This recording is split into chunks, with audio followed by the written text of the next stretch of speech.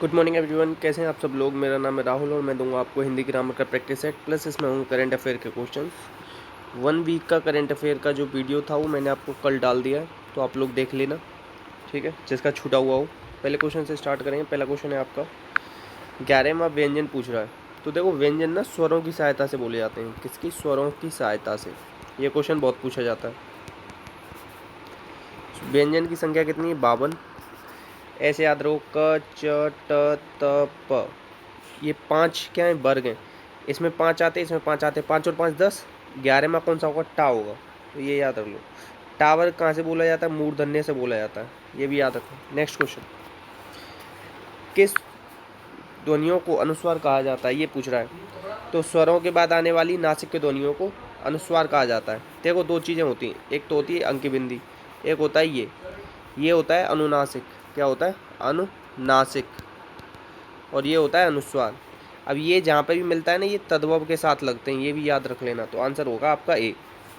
Next, स्वर क्या होते हैं? स्वर होते हैं आपके अल्पप्राण और सघोष।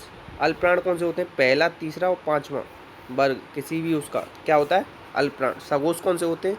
तीसरा, चौथा, पांचवा। अघोष कौन से होते हैं? अघोष पूछ लेता है तो किसी भी वर्ग का पहला, दूसरा। अब ये पहला दूसरा चलो समझा देता हूँ। क ख ग घ ण। अब ये पहला, दूसरा, तीसरा, चौथा, पांचवा। ये पहला है, ये दूसरा है, तीसरा है, चौथा, पांचवा। अब अपने हिसाब से निकाल लेना इसमें पहला, तीसरा, पांचवा, ठीक है। आंसर हो जाएगा आपका बी। नेक्स्ट आगे बढ़ जाते हैं। नेक्स्ट है, यदि नीचे के होठ को पूरी तरीके से काट दिया जाए तो किस ध्वनि के उच्चारण में दिक्कत होगी? तो देखो, ये आपका ओष्ठ से कौन से बोले जाते हैं? प फ ब भ म, ये बोले जाते हैं। तो ये बा नहीं बोला जाएगा। आप ना एक काम करो, ये नीचे वाले होठ को दबा के इसे बा बोलने की कोशिश करना, नहीं बोला जाएगा। अब एक चीज़ और बता देता हूँ, ये वाला हुआ, इसे क्या बोलते हैं? दंतोष्ठ बोलते हैं। क्या बोलते हैं? दंतोष्ठ बोलते हैं। ये याद रख लेना, ठीक है। आंसर होगा आपका सी। नेक्स्ट, नेक्स्ट है भाषा में स्वतः उच्चारित होने वाली ध्वनियों को निम्न में से स्वतः जो होती है ना, उसे क्या कहा जाता है? भाषा में स्वतः उच्चारित होने वाली ध्वनियों को स्वर कहा जाता है, और जो सहायता से बोली जाती है उन्हें व्यंजन कहा जाता है। ये सब याद रख लेना, ठीक है। और भाषा की सबसे छोटी इकाई क्या है? ध्वनि। ठीक है, इसे ही क्या कहा जाता है? स्वनिम। अर्थपूर्ण इकाई को क्या कहा जाता है? रूपिम। ये जो मैं बोल रहा हूँ ना, उस चीज़ों पे ध्यान देना। आंसर डी होगा। नेक्स्ट, स्वरों की संख्या 11 है, ये भी याद रख लेना। इसमें से कौन सा अनुनासिक स्वरों के कौन सा शब्द नहीं? अनुनासिक नहीं। मैंने क्या बताया था? अनुनासिक कौन से होते हैं? ये वाले। अब क्वेश्चन नंबर 49 जवाब आप दोगे, ठीक है। थोड़ा सा तो यार समझने की कोशिश करना, और ये बताना ये सारे जो अनुनासिक होते हैं तत्सम होते हैं या तद्भव होते हैं, या तद्भव होते हैं, ठीक है। हेल्प करना आप लोग भी, बताना। संकल्प लिख के आए, इसको विस्तृत बताना है। तो देखो, हमेशा याद रखो, ये ऐसे संकल्प लिख रहा है, ठीक है। जब भी ये अंकी बिंदी दे रखी हो, इसके अगला वाला जो भी वर्ण हो, अगला कौन सा है? का। तो इस वर्ग का पांचवा लगा देना, इसे हटा के इन दोनों के बीच में। तो का पांचवा कौन सा होता है? ये होता है, ठीक है। तो ये हो जाएगा, ठीक है। याद रखना, आंसर होगा सी। याद समझ में आया तो ठीक, नहीं तो कमेंट बॉक्स में पूछना। अब देखो, नेक्स्ट है, इसमें से री स्वर किस में नहीं है? तो देखो, री ये रहा, री ये रहा, मगर ये रिवाज में नहीं है। आंसर हो जाएगा डी। देखो, रा जो है ना, वो 4 तरीके से बनता है। एक तो पूरा रा बनता है, एक रेफ वाला रा बनता है, और एक जैसे ये रा बनता है, ठीक है। इस तरीके को याद रखो। और कैसे बनता है? ये इस तरीके से, 4 तरीके से ये वाला रा बनता है। ये भी याद रख लेना, आंसर डी होगा। नेक्स्ट, इसमें से जिन वर्णों का उच्चारण करते समय अन्य ध्वनियों की सहायता नहीं लेते, उन्हें क्या कहते हैं? स्वर। उन्हें क्या कहते हैं? स्वर। नेक्स्ट, हिंदी वर्णमाला में कुल वर्णों की संख्या कितनी है? तो क्वेश्चन नंबर 57 ऊपर जवाब दिया था मैंने आपको, जवाब आप लोग देना। नेक्स्ट है, अच्छा वो मैंने आपको व्यंजन बता दिए थे क्या वामन? ध्यान रखना, वो व्यंजन नहीं थे, सॉरी। दोबारा बता देता हूँ, शायद मैंने आपको व्यंजन बता दी। जो मैंने ऊपर आपको व्यंजन बताए थे ना वामन, तो वो कुल वर्ण है। मैं खुद दोबारा बता देता हूँ आपको, ठीक है। 33 होते हैं ये तो, ठीक। व्यंजन 33 के क्या है? व्यंजन। कैसे हैं बताओ? 28 और 4 32, ऐसे याद रखो। 28 और 4 मत करो। 5 गुणा 5 25, और 8 8 9 10 13 33 प्लस 11। छोड़ो, कन्फ्यूजन हो गया, इसे छोड़ देते हैं, अभी बाद में बता देंगे, ठीक है। तो व्यंजन छोड़ दो, इतना याद रखो कुल वर्णों की संख्या कितनी है, 52 है। ठीक है, अभी थोड़ा दिमाग में और कुछ चीज़ें चल रही है ना, इसीलिए थोड़ा सा सही नहीं चल रहा, अभी और कोई बता देंगे। सबसे छोटी इकाई बतानी है, तो सबसे छोटी इकाई क्या होती है, भाषा की ध्वनि, याद रखना। नेक्स्ट, पद किसे कहते हैं, जैसे मैंने लिखा राम, ये क्या है, शब्द। अब मैंने लिख दिया राम जाता है, राम जाता है, तो वाक्य में प्रयुक्त शब्द को ही क्या कहते हैं, पद कहते हैं। ये जब शब्द है ना, जब ये मैंने यहाँ यूज कर लिया, ऐसे ही पद कहेंगे, आंसर होगा बी। ठीक है, नेक्स्ट, देवनागरी लिपि में स्वरों के साथ अनुस्वार और विसर्ग जोड़ने पर 13 बन जाते हैं। जैसे आज से लेके औ तक कितने होते हैं, 11 होते हैं, प्लस ये अनुस्वार और ये विसर्ग, ये जोड़ने पर क्या कितने हो गए, 13 हो गए। नेक्स्ट, राम विद्यालय जाता है, ये जो वाक्य होते हैं ना, क्या होते हैं, वाक्य रचना के आधार पर 3 प्रकार के होते हैं, सरल, संयुक्त, मिश्र, उसमें से ही सरल वाक्य, आंसर होगा ये। नेक्स्ट, इसमें से कौन सा द्वंद्व समास का उदाहरण नहीं है। समास का विलोम क्या होता है, व्यास। समास का अर्थ क्या होता है, संक्षेप। समास पदों की प्रधानता के आधार पर 4 प्रकार का, अर्थ के आधार पर 6 प्रकार का। द्वंद्व समास में ना बीच में योजक चिन्ह का यूज करते हैं, और हरि और शंकर, देखो ये जो है ना दिन और दिन, इसमें अव्ययी भाव होगा। जब भी शब्द रिपीट हो जाए ना, क्या हो जाए, रिपीट, तो वहाँ पे क्या आता है, अव्ययी भाव समास आता है, आंसर होगा बी। नेक्स्ट, इसमें से बताना है आंसू क्या है। मैंने बताया था जहाँ पे भी चंद्र बिंदु आ जाए वो सब क्या होते हैं, तद्भव होते हैं।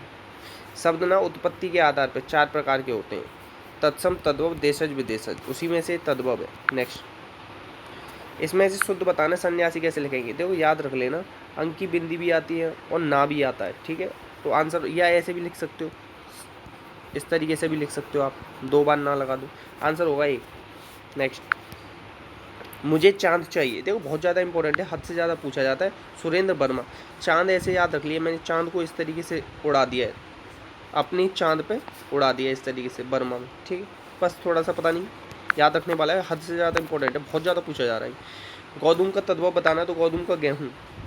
ठीक है, और एक चीज़ याद रख लेना कि ना का ना ड़ा बन जाता है, या का जा बन जाता है, तत्सम तद्भव बता रहा हूँ कैसे बदलते हैं, छा का खा बन जाता है, ये याद रख लेना। ठीक है, नेक्स्ट, गौतम का गेहूँ था, बता दिया वो आपको। खरबूजे को देख के खरबूजा रंग बदलता है। लोकोक्ति क्या होती है, पूर्ण वाक्य होते हैं, ये पूछा जाता है डायरेक्ट क्वेश्चन कि लोकोक्ति पूर्ण वाक्य, वाक्यांश है, तो वाक्यांश होते हैं क्या, मुहावरे, तो संगति का प्रभाव अवश्य पड़ता है, ए हो। नेक्स्ट है आपको, पायो जी मैंने राम रतन पायो, ये क्या है, मीराबाई के द्वारा है। ठीक है, याद रखना। नेक्स्ट, दसमुख, दसमुख किसके, रावण के। रावण को क्या बोलेंगे, बहुब्रीहि समास। बहुब्रीहि समास में क्या होता है, अन्य पद प्रधान होता है। ठीक है, याद रखना। नेक्स्ट, टोपी शुक्ला, देखो जो बच्चे होते हैं ना, बच्चे बड़े मासूम होते हैं, बच्चों को क्या पसंद आती है, टोपी बहुत पसंद आती है। देखो ये मेरी ट्रिक्स अच्छी लगती हो तो बता देना, नहीं अच्छी लगती हो तो भी बता देना यार। अभी थोड़ा सा ना कुछ चीज़ें सही नहीं हुई हैं, उन्हें जल्दी हो जाएंगी ना, फिर और अच्छी करने की कोशिश करेंगे वीडियो को। अव्ययीभाव समास का उदाहरण बताना है, तो देखो अव्ययीभाव समास में ना ये जितने भी अव्यय आते हैं, अव्यय क्या होते हैं, अभिकारी, उपसर्ग वगैरह, ये सब इसी में लगते हैं। उपसर्ग कितने संस्कृत के, 22, तो वो है ना सुने बिने दो दोष प्रति, सुने बिने, तो प्रति आता है ना, तो वो इसी में आएगा अव्यय। इनका बहुवचन नहीं बनता, ये याद रखना। प्रतिशतों नहीं हो सकता कभी भी, बहुवचन नहीं बनता, पुनरुक्ति इसी में होती है, ये सब याद रख लेना, आंसर होगा डी। देश निकाला, देश से निकाला, इसमें अपादान तत्पुरुष हो जाएगा। नेक्स्ट, उरस्व व्यंजन किसे कहते हैं, हा को कहते हैं उरस्व व्यंजन। ठीक है, याद रखें। ये कहाँ से बोला जाता है, दंत से बोला जाता है। ये कहाँ से बोला जाता है, ओठ से बोला जाता है, ओष्ठ से बोला जाता है। यार अलावा ये कहाँ से बोला जाता है, या बोला जाता है आपके तालु से। नेक्स्ट, वयोवृद्ध, निरोग और पुरस्कार, तो देखो ये इन सब में वयः धन वृद्ध, नेह धन रोग, पुरः धन कार, तो इस समय विसर्ग संधि है। संधि किसमें होती है, वर्णों में होती है, वर्णों के मेल को संधि कहते हैं। संधि कितने प्रकार की, 3, स्वर, व्यंजन, विसर्ग। स्वर संधि के कितने भेद, 5, दीर्घ, गुण, वृद्धि, यण, अयादि, याद रखना। नेक्स्ट, अब बताना है चूर्ण का तत्सम क्या होगा, चूर्ण का तत्सम हो जाएगा चूर्ण। नेक्स्ट, इसमें बताना है कि वाणी का डिक्टेटर, जो डिक्टेटर किसे कहते हैं, हम डिक्टेटर बोलते थे किसको, हिटलर को। हिटलर ने हजारों लोगों को मरवा दिया था, हजारों लोगों को मरवा दिया था, ऐसे याद रखा है मैंने, आंसर बी। नेक्स्ट, इसमें से शुद्ध वर्तनी बतानी है, तो देखो शुद्ध वर्तनी होगी आशीर्वाद। ठीक है, नीरोग लिख के देख लो, ये नीरोग इस तरीके से लिखते हैं शुद्ध, वाल्मीकि लिख लो। ठीक है, अहल्या लिख लो, ठीक है, ज्योत्सना लिख लो, चाहिए, चाहिए गड़बड़ कर देते हैं हम इसमें, ठीक है। नेक्स्ट, इसमें से बताना है गिरधारी। गिरी मतलब होता है पर्वत, धारी मतलब होता है धारण करने वाला। पर्वत को किसने अपनी उंगली पे धारण किया था? कृष्ण जी ने। तो क्या होगा इसमें, कौन सा समास होगा? इसमें समास होगा बहुब्री समास। कौन सा होगा? बहुब्री। तत्पुरुष दो प्रकार का होता है, समानाधिकरण, व्याधिकरण। समानाधिकरण कौन सा होता है? इसमें आते हैं कर्मधारय और द्विग। व्याधिकरण में कारक चिन्ह आते हैं। कारक चिन्ह कितने यूज करते हैं इसमें? 6। वैसे कारक चिन्हों की संख्या कितनी है? 8। आंसर होगा डी। नेक्स्ट, अजगर करे न चाकरी, पंछी करे न काम, और दास मलूका कह गई सबके दाता राम। पूरी लाइन है ये। तो दास मलूका इसकी इनकी खुद ही की लाइन में आता है, ठीक है। तो आंसर होगा ए। नेक्स्ट, नेक्स्ट है देखो, अभी सीबीआई के ना नए निर्देशक बनाए गए। तो देखो एक चीज़ याद रखना, ये जो सुबोध कुमार जायसवाल थे ना, ये सीआईएसएफ के डायरेक्टर हैं। तो सी से सीआईएसएफ और सी से सीबीआई। अब आपको ये कम से कम ये पहले का याद होना चाहिए, तो आप याद कर लो। सुमित कुमार ये रेलवे बोर्ड के क्या बनाए गए थे? चेयरमैन। गणपति ये किसके बनाए गए थे? बताओ। ये बनाए गए थे, अभी रुको दिमाग में नहीं आ रहा है। ये विकास सिंह बनाए गए थे सुप्रीम कोर्ट बार एसोसिएशन के अध्यक्ष, ठीक है। और ये एम.ए. गणपति थे, अब छोड़ो गड़बड़ हो जाएगा, नहीं आंसर हो जाएगा ए। ये याद रख लेना। आप लोग बताना एम.ए. गणपति क्या थे। नेक्स्ट, देखो अभी अंकुर योजना शुरू करेगी, ये पौधों से रिलेटेड है। पौधों से क्या, पौधे लगाओगे ना तो आपको अवार्ड दिया जाएगा। अवार्ड क्या, आपको एक पत्र दिया जाएगा कि आपने ये पौधा लगाया है। तो ये मध्य प्रदेश में। तो देखो हमें ना बीच बीच में पौधों को अंकुरित करते रहना चाहिए, थोड़ा सा इस तरीके से याद रख लो। और पौधों से रिलेटेड है तो इसलिए पूछा जाएगा क्वेश्चन, ठीक है। पौधे किससे रिलेटेड होते हैं? एनवायरनमेंट से। एनवायरनमेंट के क्वेश्चन आजकल बहुत आते हैं। तो अंकुर योजना मध्य प्रदेश की है, ठीक है। नेक्स्ट, अभी देखो 2023 में यूएनएफसीसी कोप 28 की मेज़बानी करने की पेशकश करने की घोषणा किसने की है? तो देखो ये की है अबू धाबी ने। किसने करी है? अबू धाबी, ठीक है। अच्छा एक चीज़ याद रखो, कोप 26 जो 2021 में होगा वो कहाँ पे होगा? ग्लासगो स्विट्जरलैंड में, इसी साल होना है। मगर अगली साल 2000 मतलब कोप 27 वाले की पता नहीं कहाँ होगा। और ये सब यूएनएफसीसी शुरू कब हुआ था? ये 1992 में हुआ था। मैंने कैसे याद किया? सीसी बस इतना याद किया, तो 2। तो ये अर्थ समिट हुआ था ना 1992 में, जिसे हम रियो समिट कहते हैं, अगर किसी ने पढ़ा हो थोड़ा सा भी तो। और ये फोर्स में कब आया था? यूएनएफसीसी 1994। ये तीनों चारों चीज़ें पूछी जाएंगी आपसे, ठीक है। ये स्टैटिक पूछा जाता है, अर्थ समिट कब हुआ, रियो समिट कब हुआ? 1992, और तभी ये यूएनएफसीसी हुआ था, ठीक है। तो और साइन हुआ था ये 1992 में, और फोर्स में आया था ये 1994 में, ठीक है। अब ये कहाँ पे होगा? अबू धाबी में होगा 2023 में। 22 वाला पता नहीं कहाँ होगा, मगर 2021 वाला कहाँ होना है? ग्लासगो स्विट्जरलैंड में। ये सब याद है। United nation framework convention on climate change. तो देखो टेम्परेचर बढ़ रहा है धरती का 1.5। तो जितने भी जैसे ये है ना, यूएसए है, यूके है, ये तो पहले से क्या विकसित देश हो गए। इन्होंने तो खूब उत्पादन किया, खूब इन्होंने मतलब प्रदूषण किया। अब ये कहते हैं विकासशील देशों से अब तुम लोग मत करो। तो विकासशील देशों ने कहा है कि हमें 100 बिलियन पैसे दे दो। तो उसी बात पर चर्चा होती रहती है। और ये कब से हो रही है? ये सबसे पहली हुई थी 1995 में बैठक। तो ये अभी 1995 से 2021 आ गया, तब से ये 100 बिलियन की पैसे की बात चल रही है। अब ये क्या कहते हैं, चालाक हो गए। कौन? यही इंडिया, चाइना, क्योंकि ये विकासशील देश हैं। ये कहते हैं पहले ये 100 बिलियन तो ये 1995 के टाइम पे थे, अब इसकी राशि बढ़ाओ, अब इस पर ब्याज भी दो हमें तुम। तो ये बहुत चालाकी कर रहे हैं ये सब लोग। नेक्स्ट, याद रख लें। अच्छा इसका बता दिया मैंने आपको, अबू धाबी में होगा। कहाँ पे होगा? Abu Dhabi. नेक्स्ट, देखो वाइपर नाम के रोबोट भेजने की घोषणा करिए। पहला मोबाइल ठीक कब भेजेगा? 2023। ऐसे याद करो। सबसे ज़्यादा वीआईपी जो है साइंटिस्ट कहाँ पे हैं? सबसे ज़्यादा वीआईपी साइंटिस्ट हैं नासा के। तो वाइपर में से वीआईपी ऐसे याद रख लो, ठीक है। नेक्स्ट, इजराइल के नए मोसाद प्रमुख कौन बने? अब देखो मोसाद में से याद रख लो मौसा। कोई भी नया काम होता है ना तो बार बार फ़ोन लगा के किसको पूछा जाता है? मौसा जी को, नहीं तो वो नाराज़ हो जाएंगे ना। ऐसे याद कर लो, ठीक है। नेक्स्ट, अच्छा बिल किसका बहुत आता है? नासा का। ये नासा के बने थे, ठीक है। अच्छा एक चीज़ बताऊँ, दुनिया की सबसे ज़्यादा खुफिया काम जो करती है ना वो मोसाद ही करती है, याद रखना। नेक्स्ट, अच्छा चलो ये भी बता दूँ, सॉरी। अब देखो ये जो है ना बीना जॉर्ज, ये केरल की स्वास्थ्य मंत्री बनी थी अभी, ठीक है। ऐसे याद रख लेना। नेक्स्ट, टेम्पल्टन प्राइज मिला था वो जो गुड लिख रहा था उन्हें। कोविड-19 वेरिएंट की पहचान के लिए इंटरनेशनल पैथोजन सर्विलेंस। देखो इंटरनेशनल लेवल पे ना कौन परेशान है वेरिएंट से, सबसे ज़्यादा वेरिएंट से परेशान है यूके, बहुत ज़्यादा। देखो इतनी बड़ी चीज़ इंटरनेशनल लेवल की, भारत में तो पैसे है नहीं, गरीबी आ रखी है, तो ये तो करेगा नहीं।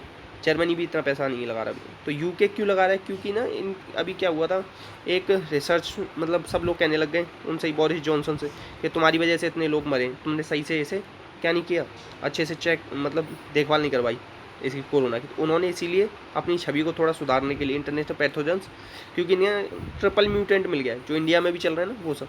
अपने यहाँ जो म्यूटेंट मिला था ना उसका नाम था B1617, ये पूछा जाएगा पेपर में, याद रखना। नेक्स्ट देखो ऑक्सफोर्ड छात्र संघ की अध्यक्ष के रूप में किसे चुना गया। तो देखो छात्र स्टूडेंट यूनियन में जितने भी लोग होते हैं ना, या जितने भी बच्चे होते हैं, उन्हें बहुत काम करना पड़ता है। कितना काम करना पड़ता है, बहुत, ऐसे याद रखना है, अनबी भूटानी। नेक्स्ट अभी देखो दिल्ली के पुलिस कमिश्नर नियुक्त किसे किया गया।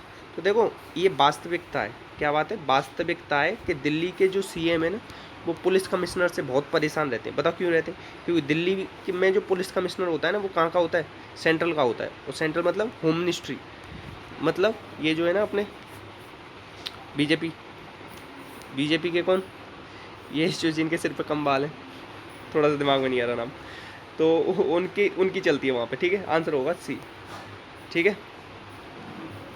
तो आंसर क्या हो जाएगा C। वास्तविकता में बहुत परेशान रहते हैं दिल्ली के CM पुलिस कमिश्नर से, ठीक है।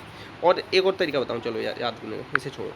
दिल्ली में से D निकाल लो, SN में से NS निकाल लो, तो DNS कार्यक्रम आता है ना TV पर, उस तरीके से याद रख सकते हो, ठीक है।